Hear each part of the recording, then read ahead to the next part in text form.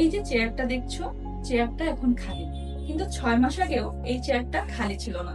এই চেয়ারে বসতো রাফি। কিন্তু না, আজকে আমি রাফির গল্প না, আজকে আমি বলবো এই চেয়ারটার গল্প। রাফি প্রথম যেদিন এই চেয়ারে বসেছিল সে কিন্তু কনফিডেন্ট ছিল না। তার ইংরেজি দুর্বল ছিল, তার প্রিভিয়াস নলেজ ছিল না, তার নাকি বেসিকও ভালো ছিল না। সে ভাবছিল আমি পারবো তো। কিন্তু রাফির একটি জিনিস ছিল, রাফির একটি স্বপ্ন ছিল।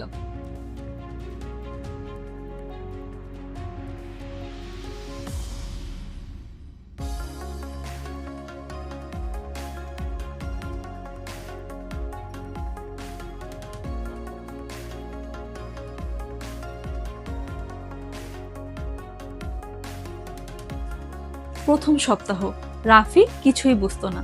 দ্বিতীয় সপ্তাহ রাফি আস্তে আস্তে বোঝা শুরু করলো। তৃতীয় সপ্তাহে সে নিজেই তার প্রথম অ্যাসাইনমেন্ট কমপ্লিট করে ফেললো। চতুর্থ সপ্তাহে যেয়ে রাফি ক্লাসে প্রশ্ন করা শুরু করলো।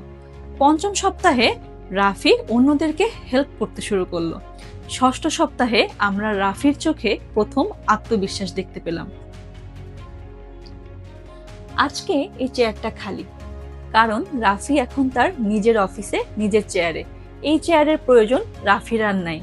কিন্তু এই চেয়ারটা কি সবসময় খালি থাকবে?